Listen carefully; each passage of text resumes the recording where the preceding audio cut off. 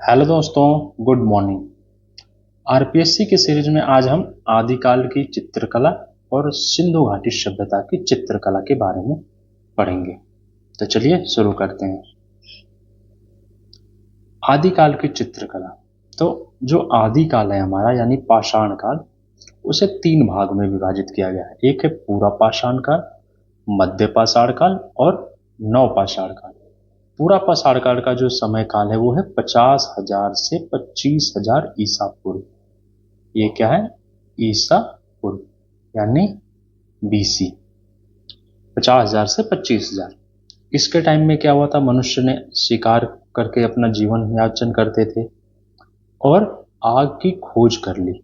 आग की खोज कब हुई थी? पूरा पाषाण काल में। और मानव को क्वार्जिजाइट क्वार्जिजाइट मानव कहा जाता था। इसके बाद फिर आया मध्यकाल। मध्यकाल का समय अवधि थी 25,000 ईसा पूर्व से 10,000 ईसा पूर्व। ईसा पूर्व यानी कि बीसी। इस समय जो हथियार थे वो पत्थर के ही थे, लेकिन नुकीले, छोटे और नुकीले हो गए थे। और औजारों को क्या? माइकोलिथिक माइकोलिथिक औजार कब प्रयोग में लाए गए? तो ये मध्य पाषाण काल में। इसके बाद आया नव पाषाण काल। तो सबसे ज्यादा जो आविष्कार हुए कब हुए? नव पाषाण काल में। नव पाषाण काल का समय अवधि 10,000 ईसा पूर्व से 3,000 ईसा पूर्व के बीच माना जाता है। 10,000 से 3,000 ईसा पूर्व के बीच माना जाता है। और इस समय मनुष्य ने पशुपालन यानी कि अस्थायी रूप से निवास करके यानी बस्तियों में निवास करना शुरू कर दिया। पशुपालन, कृषि। जब कृषि की शुरुआत हुई तभी क्या हुआ? अस्थायी रूप से बस्तियों में निवास शुरू हो गया। हथियार क्या थे? पत्थर के, लेकिन पॉलिशदार। हथियारों में पॉलिश किया हुआ था। और चाक का प्रयोग करके अपने रोजमर्रा के जीवन के लिए बर्तनों का प्रयोग क्या करने लगे? मनुष्य ने बनाने लगे। और एक बॉड्रिक, इसका कहाँ से हमें मिलता है? इसका जो विवरण है नवपाषाण काल का या फिर पाषाण कालों के जो हैं उनका विवरण हमें कहाँ मिलता है? तो दो पुस्तकें हैं, बहुत ही फेमस हैं। इनको हमेशा, एक है pre historic painting, pre historic painting जो कि 1958 में बॉड्रिक महोदय की थी। और प्री हिस्टोरिक इंडिया ये 1950 में प्रकाशित हुई। ये पिगॉट, ये किसकी? पिगॉट। ये बहुत कंफ्यूजन होता है, एक में पेंटिंग नाम लगभग सेम है। एक प्री हिस्टोरिक पेंटिंग है और एक प्री हिस्टोरिक इंडिया है। इन पुस्तकों से विस्तृत रूप से जानकारी मिलती है किसकी? तो आदिकालीन चित्रकला की, जो मानवों ने अपने शैल आश्रयों में बनाए थे। फिर इसके कुछ, तो सबसे पहले ब्रूसफुट महोदय ने, किसने? ब्रूसफुट महोदय जी ने मद्रास, ये जो आज चेन्नई है, मद्रास क्या है अभी? चेन्नई। इसके निकट एक पल्लावरम जगह है, वहां पे 1863 में औजारों की खोज की। किसने की? ब्रूसफुट ने। फिर 1865 में उसके बाद पैथन नदी, पैथन के क्या हुआ? खोज हुआ, जो कि गोदावरी नदी के किनारे। इसे किसने किया था? एच वी पाइने ने। किसका? पैथन का एक जीवाश्म मिला। किसको? एच वी पाइने जी को 1865 ईस्वी में। फिर चित्रों की खोज का श्रेय किसे जाता है? तो कॉकबर्न और कार्लाइव, कॉकबर्न और कार्लाइव को जाता है। और इन्होंने कहाँ पे इन चित्रों को, जो आदिकालीन चित्र हैं उनकी खोज कहाँ पे की थी? तो मिर्जापुर की चित्रों से शुरुआत हुई थी आदिकाल की। 1883 में कॉकबर्न ने एक जो गैंडे का शिकार का चित्र है उसको प्रकाशित किया। किसको? गैंडे का शिकार को, सबसे पहले, जो कि आदिकालीन चित्र है। फिर पहाड़गंज, सियोरपुर। पहाड़गंज के सियोरपुर में प्रोफेसर डीपीएस दारिकेश, प्रोफेसर डीपीएस दारिकेश ने लगभग 2,500 वर्ष पुराने शिकारी और शिकार के किस रंग में? गेरू व सफेद रंग के चित्र देखे। कहाँ पे? पहाड़गंज, पहाड़ी जो है वहां के सियोरपुर में। पहाड़गंज सियोरपुर में प्रोफेसर डीपीएस दारिकेश ने 250 वर्ष पुराने शिकारी व शिकार के गेरू और सफेद रंग में।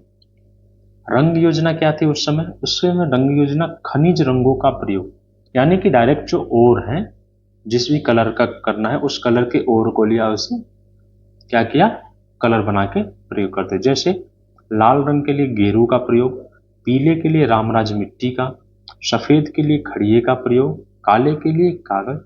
और ये जो कला थी वो क्या थी, वर्ण प्रधान, यानी रेखांकन से ज्यादा जो रेखाएं भी हैं वो भी क्या है, कलर में की हुई है, यानी कि रंगों में की हुई है।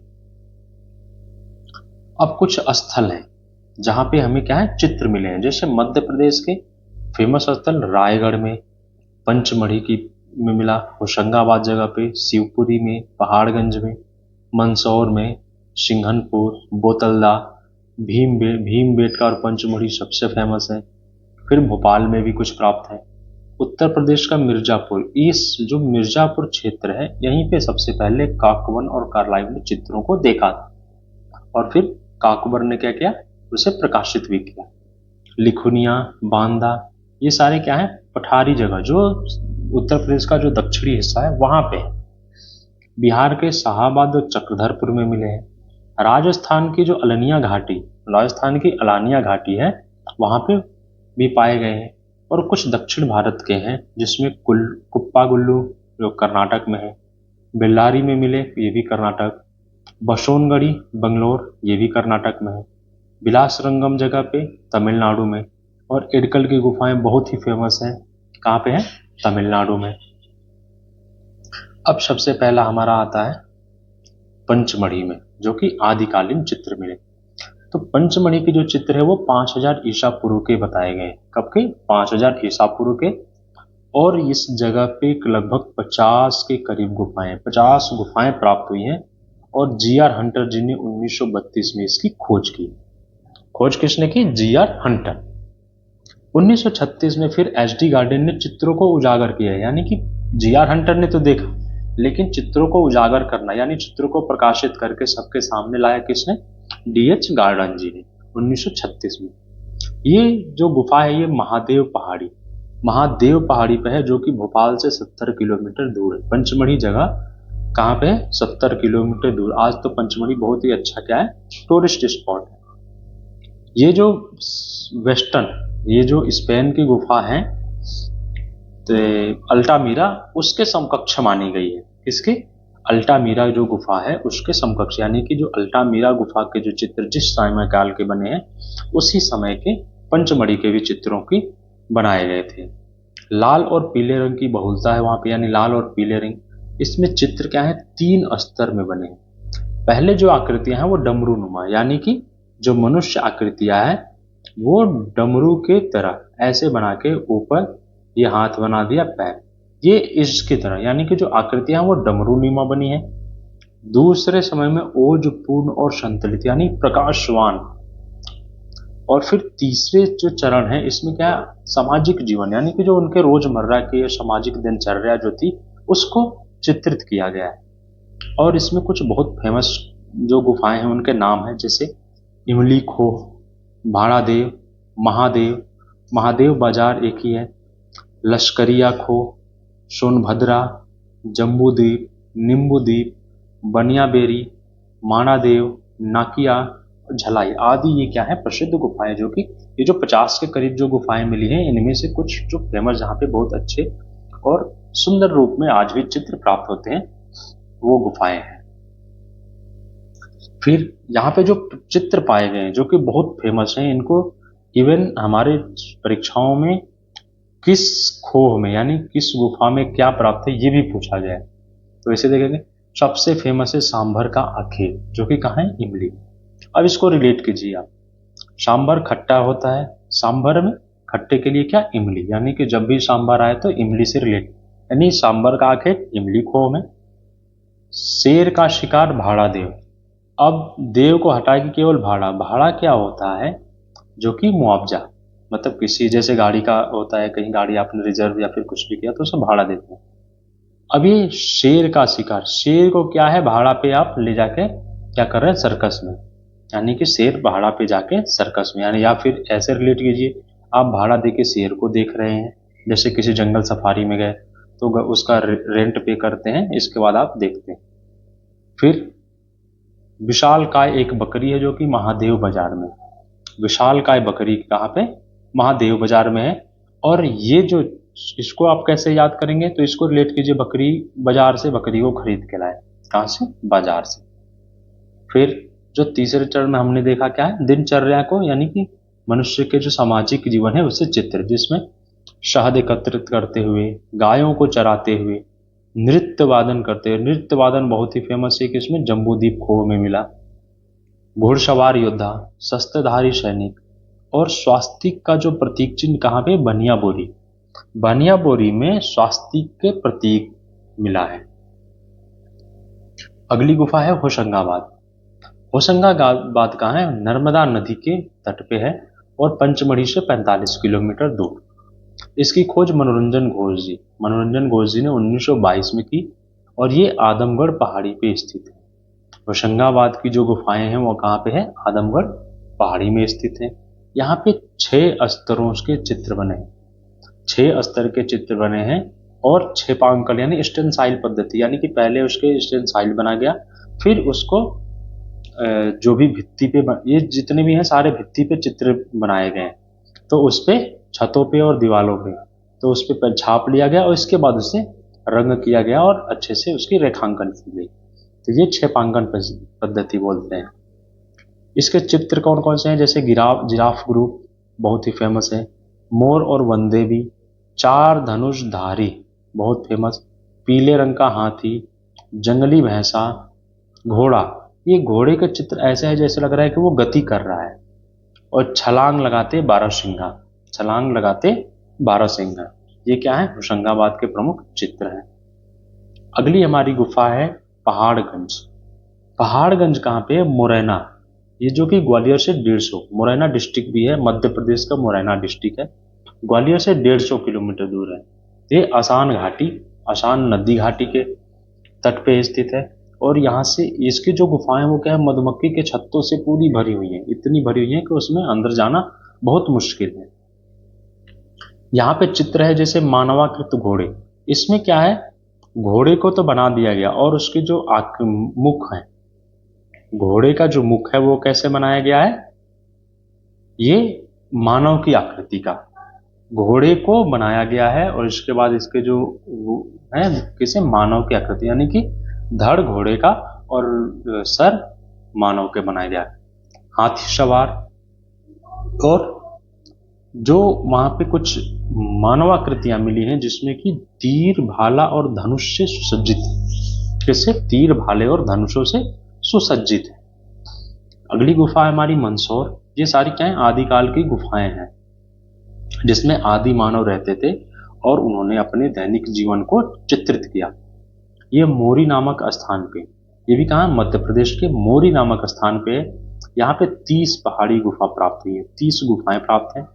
और सबसे यहाँ का क्या है फेमस, यहाँ पे जो चिन्ह है वो प्रतीक चिन्ह बहुत मिले हैं, जैसे स्वास्तिक को, चक्र, सूर्य, सप्तोभद्र, अष्टदल, कमल, पीपल की पत्ती का भी अंकन मिला है।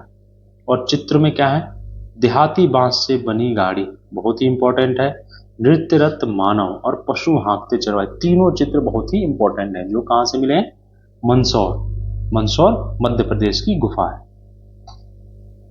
अगला हमारा है सिंघनपुर। सिंघनपुर की गुफाओं का खोज 1910 में डब्ल्यू एंडरसन जी ने की। यह मान नदी के किनारे है, किसके, मान नदी के किनारे, और 1913 में सबसे पहले अमरनाथ जी ने देखा था इसे, किसे, अमरनाथ जी ने, और 1917 में फिर पर्सी ब्राउन ने इसे देखा, किसने, पर्सी ब्राउन ने, और उसे चित्र प्रकाशित किया। यहाँ पे लगभग 50 गुफाएं प्राप्त हैं, कौन सी, 50 गुफाएं प्राप्त हैं, और इसमें घायल भैंसा का बहुत ही इंपॉर्टेंट है, घायल भैंसा और असंयत कंगारू, तो बहुत ही याद रखना है कि घायल भैंसा और असंयत कंगारू।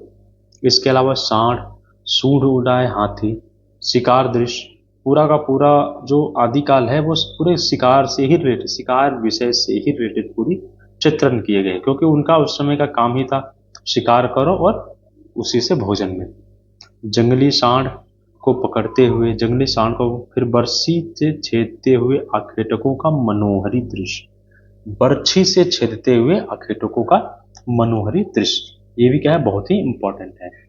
इसके बाद अगला है बोतलदा। बोतलदा कहाँ, रायगढ़ जिला, मध्य प्रदेश का रायगढ़ जिला, और काबरा पहाड़ी के नजदीक। काबरा पहाड़ी के नजदीक यहाँ की जो विशेषता है वो रेखाएं क्या है, वहाँ के जो रेखांकन है वो बहुत ही भावपूर्ण है। रंग योजना में गेरू और रामराज यानी लाल और पीले की अधिकता है। चित्र क्या है, छिपकली। छिपकली बहुत ही फेमस है। हिरन और जंगली भैंसा आदि के चित्र कहाँ से, बोतालदा से प्राप्त हैं। नेक्स्ट है अपनी भीमबेटका। भीमबेटका को बहुत अच्छे से देखेंगे क्योंकि बहुत ही फेमस है। भीमबेटका 1958 से 1959 में प्रोफेसर वाकंकर जी ने ढूंढा था। ये 600 गुफाएं हैं। यहाँ पे कितनी, लगभग 600 गुफाएं प्राप्त है, जिसमें से 275 गुफाओं में चित्र मिले हैं।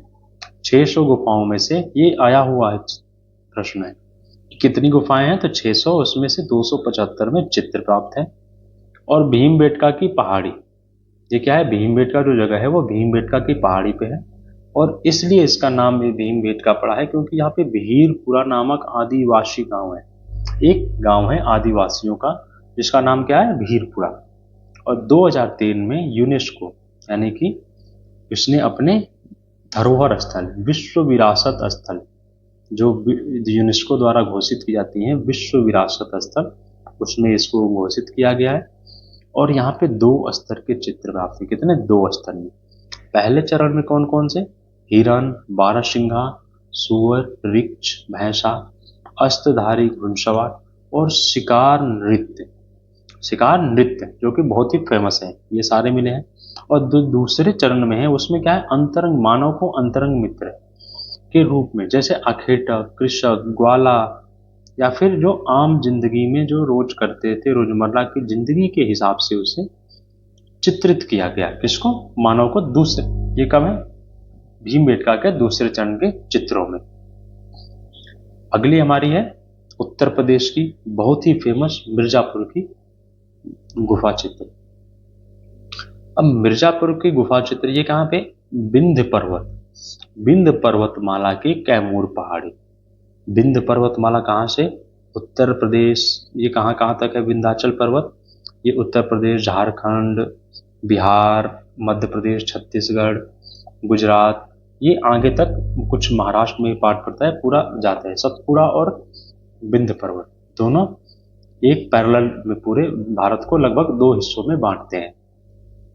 अब इसमें क्या है, मोहरा पत्थरी, बागा पोतरी और शहवाइया पत्थरी तथा लकहट पत्थरी, ये क्या है, पहाड़ियों के नाम है। किसमें, कैमूर की पहाड़ियों के जो चोटियां हैं उनके नाम है।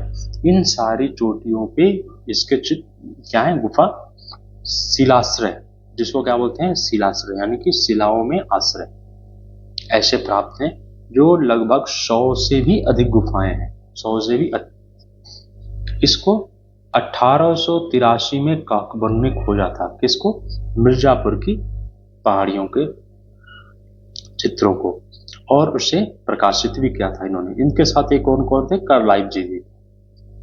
फिर वीडम नामक, और इसमें क्या है, एक वीडम जगह है जिसको जगदीश गुप्त जी द्वारा खोजा गया, जगदीश गुप्त जी द्वारा। और इसके जो प्रसिद्ध क्षेत्र हैं जैसे कोहबर की गुफा, विजयगढ़ है, कंकडोल है, सोहरी रौप है, सोहरो घाट है, भलदारिया, लिखोनिया, घोरमंगर और खुड़हवा, ये आदि क्या है, प्रसिद्ध वहां के खो हैं। अब इसमें सोरहो घाट में क्या है, शाही का आखेट, बहुत ही फेमस है।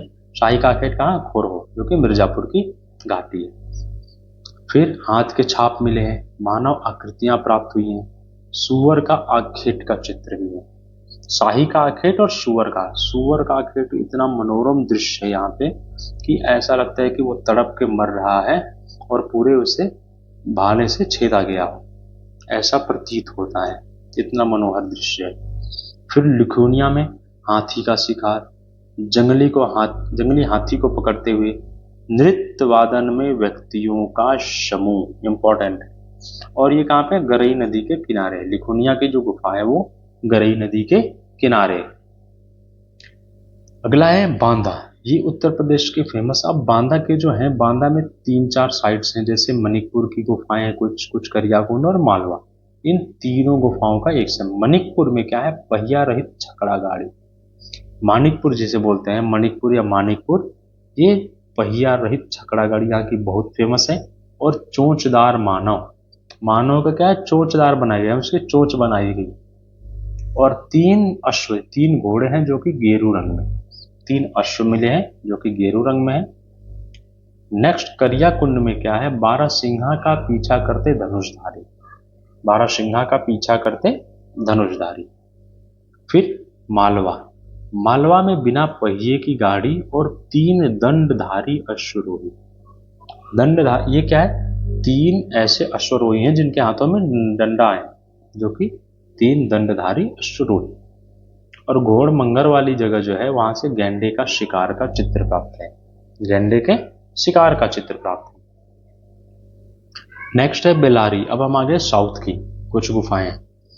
बेलारी की क्या है, ये कर्नाटक में है, इसकी एफ फॉसेट, 1892 में एफ फॉसेट जी ने इसकी खोज की और सर्वप्रथम मानव अस्थि प्राप्त हुई। कहां से, बेलारी से।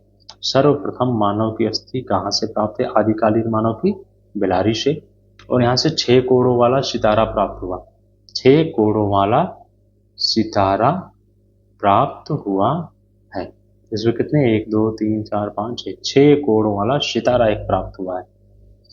और ये कोगुल गुफा के समकक्ष है। जो वेस्टर्न आर्ट में जब हम पढ़ेंगे कोगुल की गुफा को पढ़ेंगे तो ये क्या है, उसके समकक्ष, यानी उसके समय काल के जो चित्र है वो भी इस गुफा बेलारी की जो गुफा है वहां पे भी उसी समय के चित्र प्राप्त हैं।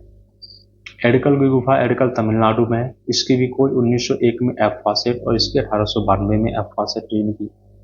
यहाँ से स्वास्तिक, सूर्य चक्र और चौखट के चिन्ह प्राप्त हुए। किसके, स्वास्तिक, सूर्य चक्र और चौखट के। फिर अलानिया, अलानिया क्या है, कोटा राजस्थान में स्थित है। अलानिया कोटा के राजस्थान में स्थित है और अलानिया नदी घाटी के किनारे है।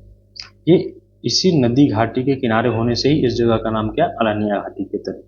इसे सीता जी के मांडरों, सीता जी के मांडरों नाम से प्रसिद्ध है। और यहाँ पे चित्र कौन से, हिरण, शेर, भालू, बकरी और गाय के हैं। इसके हिरण, शेर, भालू, बकरी और गाय के। इसके अलावा कुछ अन्य, जैसे एक लेटी और शिकार करती मानवाकृति प्राप्त है जो कि बिहार की गुफा से प्राप्त है। और रायचूर के ऋषिमुख पर्वतमाला पे जो रायचूर के पास है, वहां के जो अल्चिन दंपति, मिस्टर एंड मिसेस अल्चिन थे, उन्होंने 1955 में खोज की। यहाँ पे भी क्या मिले हैं, यहाँ पे भी आदिकाल मानव के साक्ष्य प्राप्त हुए हैं। इसके अलावा अनेक प्रकार के ज्यामितीय चित्र जिससे टोना, टोटका व जादू को दर्शाता है। फिर चित्र, ये क्या है, उसकी विशेषता,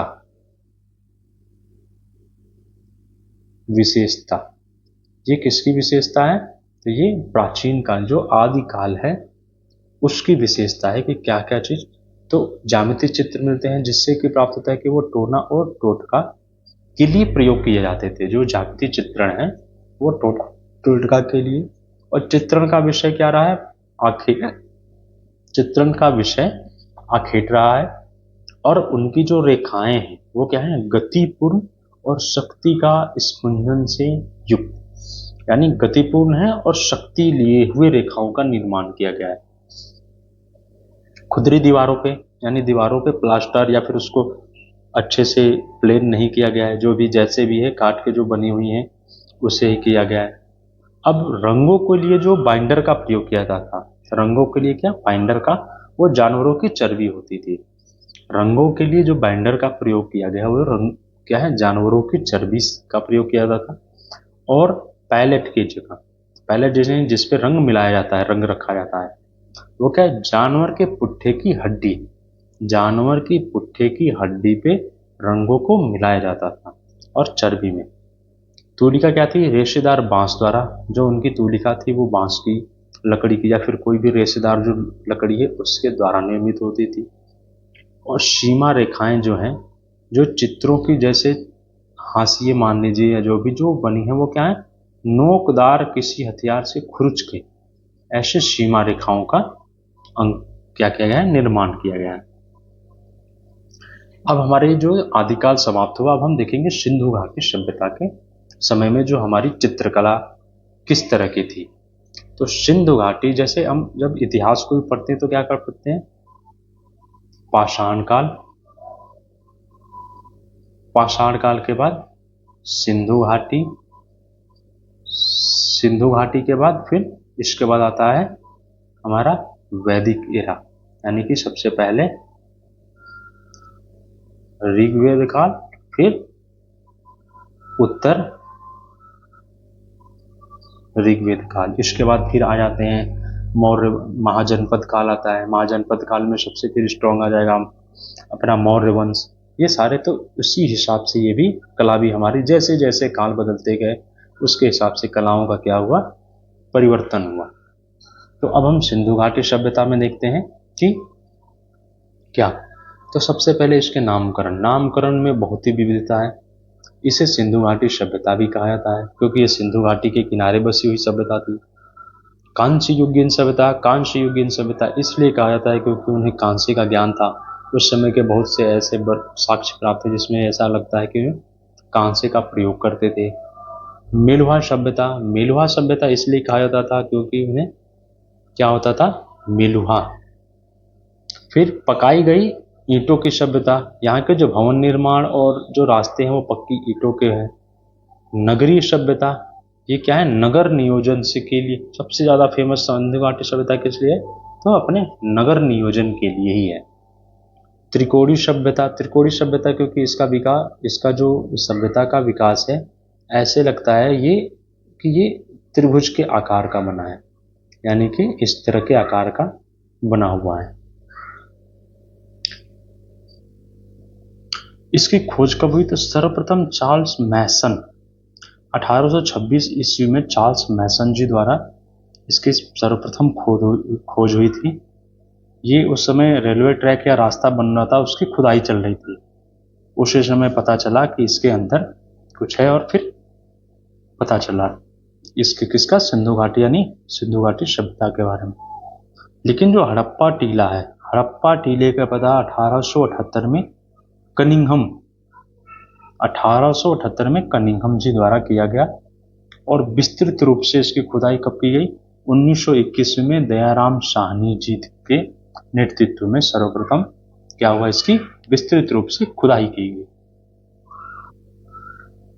इनके बाद फिर कुछ कारणों से रोक दी गई खुदाई। फिर बाद में जॉन मार्शल जी जब पुरातत्वविद जो थे, जो भारत के पुरातत्व के अध्यक्ष बने, तो इनके निर्देशन में अर्नेस्ट मैक जी द्वारा इससे क्या किया गया, फिर से खुदाई शुरू की गई और पूरे सभ्यता के बारे में जानकारी हासिल की गई।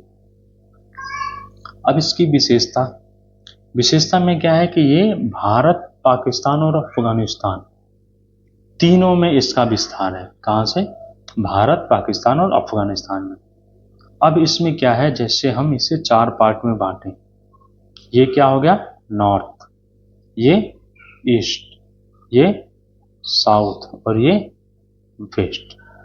अब इसमें क्या है, जो नॉर्थ में, उत्तर में ये जम्मू कश्मीर के मांडा तक इसका विस्तार था। फिर पूर्व में आलमगीरपुर, आलमगीरपुर जो कि उत्तर प्रदेश में है, और दाइमाबाद कहाँ, महाराष्ट्र के दाइमाबाद में साउथ में विस्तार था, और पश्चिम में इसका विस्तार सुतकांगेडोर अफगानिस्तान। ये पॉइंट बहुत ही इंपॉर्टेंट है। उत्तर में कहाँ तक, जम्मू कश्मीर, मांडा जगह है, मांडा जम्मू कश्मीर, पूर्व में आलमगीरपुर उत्तर प्रदेश, दक्षिण में दाइमाबाद महाराष्ट्र, और वेस्ट में यानी पश्चिम में सुतकांगेडोर अफगानिस्तान तक इसका विस्तार था। अब कुछ प्रतिमाएं प्राप्त हुई हैं, जैसे इसमें 18 प्रतिमाएं मिली हैं। कहाँ से, सिंधु घाटी सभ्यता के। इसमें सबसे अधिक नारी प्रतिमा, यानी पुरुष की प्रतिमाएं बहुत कम है, इसलिए ऐसा भी प्रतीत होता है कि ये सभ्यता क्या थी, नारी प्रधान, क्या थी, नारी सत्तात्मक सभ्यता भी रही होगी। इसमें एक मुख्य प्रतिमा है जो कि पुजारी की है, और इस पुजारी की जो सुमेरियन सभ्यता थी उसका प्रभाव था। इस प्रतिमा पे क्या है, सुमेरियन सभ्यता का प्रभाव मिलता है। 1200 से 2000 के करीब मोहरें प्राप्त मिली हैं, और ये क्या है, सेल खड़ी से, यानी मैक्सिमम बहुत सी ऐसी मोहरें हैं, बहुत सी क्या, ज्यादातर मोहरे सेलखड़ी से ही निर्मित है। सेलखड़ी एक पत्थर होता है, उससे निर्मित मोहरे प्राप्त हुई हैं। जो ईंट वहां से पक्की हुई ईंट प्राप्त है, उनका क्या था, उनका माप 4:2:1 के अनुपात में था। यानी कि अगर 4 लंबाई है तो 2 उसकी क्या थी, चौड़ाई, और 1 ऊंचाई। क्या है, इस प्रकार की ईंट प्राप्त हुई। ये जो ईंट थी वो क्या थी, लंबाई उसकी 4, चौड़ाई 2, और ये इसके अनुपात में, ये क्या है, अनुपात होता है। अगर मान लीजिए हम अनुपात को 2 मानते हैं तो 2 इंच ऊंचाई हो जाएगी, 4 इंच चौड़ाई और 8 इंच लंबाई। 3 मान ले तो 12, 8 और 3, इसी रेशियो में वो बढ़ता जाएगा। फिर लाल बर्तन जो थे क्या थे, लाल रंग के थे। लाल रंग के पके बर्तन जिन पे काले रंग से चित्रकारी की गई थी। लाल रंग के पके बर्तन थे और उसमें क्या है, काले रंग की चित्रकारी की गई है। वस्त्रों में सूती वस्त्र का प्रयोग करते थे, रेशमी वस्त्र के भी साक्ष्य मिले हैं, और ऊनी, जैसे लगता है कि उनको कढ़ाई, जो ऊनी वस्त्र थे तो यानी कि उस कढ़ाईदार ऊनी वस्त्र हैं, तो इससे ऐसा प्रतीत होता है कि उन्हें कढ़ाई का ज्ञान था। धातुओं में तांबा मिला, जस्ता, कांसा, इसलिए कांस्य युगीन कहते हैं। कांसे में क्या होता है, टीन, तांबा और जस्ता तीनों को मिलाकर कांसा बनाया जाता है। सोना भी प्राप्त हुआ, यानी सोने का भी, लेकिन लोहे का कोई साक्ष्य नहीं है। सिंधु घाटी सभ्यता में लोहे का कोई साक्ष्य नहीं, जिससे कि यह प्रतीत होता है कि उन्हें किसका, लोहे का ज्ञान नहीं था। फिर लिपि जो उनकी थी वो चित्रात्मक थी, यानी पिक्टोग्राफी।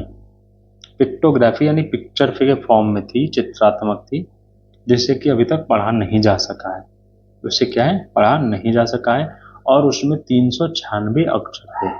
कुल कितने, 396 अक्षर। जैसे हमारी अभी देवनागरी लिपि में क्या है, क से ज्ञ तक, अ आ 13, और ये टोटल लेके 52 बनते हैं। कितने, 52 बनता है। फिर जैसे रोमन में क्या है, ABCD, ये क्या है, रोमन, इसमें क्या है, 26 लेटर है। तो इसी तरह ये क्या है, पिक्टोग्राफी, यानी पिक्चर के रूप में, जैसे गेंडे का या किसी चीज का पिक्चर बनाया, उसका कुछ मतलब था इनके, क्या है, अपनी भाषा में, लिपि में। मकान क्या थे, ग्रिड प्रणाली में। ये नगर नियोजन की सबसे ही वो चीज होता है, मकान ग्रिड, यानी कि जैसे ये हमने बांट दिया उसे, अब ये क्या है, ये ग्रिड प्रणाली बोली जाएगी। ये क्या है, ग्रिड प्रणाली। इसमें आपस में समकोण पे सारी की सारी ये रास्ते काटेंगे, बीच में मकान होगा, यहाँ पे जो भी है मानव के रहने का स्थान, मकान बनाए जाएंगे। तो ये क्या होगा, ग्रिड प्रणाली होगा। पीपल के वृक्ष का सबसे अधिक अंकन मिला है। कृषि में गेहूं के साक्ष्य प्राप्त हैं, तिल, कपास, जौ आदि के साक्ष्य प्राप्त हैं, जो कि वो कृषि करते थे। पशुपालन के साक्ष्य मिले हैं, लेकिन घोड़ों की जानकारी नहीं मिली। पशुपालन के तो साक्ष्य मिले, यानी कि पशुओं को पाला जाता था, लेकिन घोड़े की जानकारी नहीं। अच्छा, सबसे पहले किस पशु को पालतू बनाया गया, तो वो कुत्ते को। फिर स्थल क्या है, इसके प्रमुख स्थल जैसे हड़प्पा है, मोहनजोदड़ो है, रोपड़ है, कालीबंगा, लोथल, बनावली, धौलावीरा आदि क्या है, बहुत ही फेमस साइट्स हैं सिंधु घाटी सभ्यता के। ये बड़े बड़े शहरों में, उस समय के बड़े बड़े शहर थे इसका सभ्यता के, जिसमें लोथल क्या था, उनका पोर्ट था, बंदरगाह, जिसे गोदी भी कहते हैं। अगला है हमारा पहला साइट हड़प्पा। हड़प्पा जो जगह की खोज 1878 में कनिंघम जी द्वारा की गई। यहाँ पे 12 कक्षों का एक अन्नागार, यानी अन्न रखने का स्थान, अन्नागार यानी एक गोदाम मिला है, और तांबा गलाने की सबसे बड़ी कारखाना, तांबा गलाने का सबसे बड़ा कारखाना प्राप्त हुआ है। कहाँ से, हड़प्पा से। इससे यह लगता है यहीं से कांसे भी बनाए जाते थे, उसको गला के। मुख्य मार्ग जो है वो 33 फीट का था। गलियां समकोण पे, यानी कि ये जो मान लेते हैं अगर मुख्य मान है तो इसका क्या है, 33 फीट का था, और जितनी भी गलियां थी वो सभी एक दूसरे को समकोण पे काटती थी। फिर 2 पुरुष के धड़ प्राप्त हुए, कहां से, हड़प्पा से, जिसमें कहा गया है कि एक क्या है, आदिनाथ, जो जैन मुनि है आदिनाथ उनका है, और दूसरा नटराज है, नटराज, जिससे कि नटराज को क्या मानता है, नृत्य कला नटराज से ही शुरू हुई। जो नटराज की मूर्ति है वहीं से माना जाता है कि नृत्य कला की शुरुआत हुई। तो एक नटराज की और एक आदिनाथ की मूर्ति मानी जाती है वो। फिर एक बर्तन पर मछुआरे का चित्र है, एक बर्तन पे क्या है, मछुआरे का चित्र बना हुआ है। शंख पर बैल का चित्र, एक शंख प्राप्त है जिसपे बैल का चित्र है। पीतल का इक्का मिला है, एक पीतल का इक्का। और ये जो दो पुरुष धर है उसमें जो आदिनाथ जी की मूर्ति है वो क्या है, 3.3 से 3.4, कई जगह 3.3 माना गया है, कई जगह 3.4, तो दोनों रखना है याद। जो भी आंसर शीट में आएगा 3.3 आता है तो वो, या फिर 3.4 आता है तो 3.4 को आंसर करेंगे। यानी आदिनाथ की मूर्ति इतनी क्या है, ये सेंटीमीटर की है, और नटराज की मूर्ति 3.7 से 3.8 सेंटीमीटर में है। क्या है, सेंटीमीटर में। फिर पूर्वी नगर या टीला, पूर्वी या नगरी टीला, इसे क्या है, पूर्वी या नगरी टीला के रूप में भी माना जाता है। अगला है हमारा मोहनजोदड़ो। मोहनजोदड़ो के उत्खनन किसने, रखालदास बनर्जी जी द्वारा 1922 में कराया गया। और सिंधु घाटी सभ्यता के सबसे पहले किसने कराया था, दयाराम साहनी जी। फिर सिंध प्रांत जो कि पाकिस्तान के लरकाना जिला, लरकाना, सिंध प्रांत के लरकाना जिला में ये क्या है, मोहनजोदड़ो स्थित है। यहाँ का जो स्नानागार है, स्नानागार बहुत ही फेमस है, एक विशाल स्नानागार मिला है। कुंभकार के भट्ठे के अवशेष हैं, यानी कुम्हार के भट्ठे का अवशेष मिला है। नर्तकी की मूर्ति, ये बहुत इंपॉर्टेंट है, 10.5 सेंटीमीटर, कांसे की नर्तकी की मूर्ति मिली है जो कि 10.5 सेंटीमीटर की है। और 90 फीट वर्गाकार, 90 फीट वर्गाकार एक सभा भवन मिला है।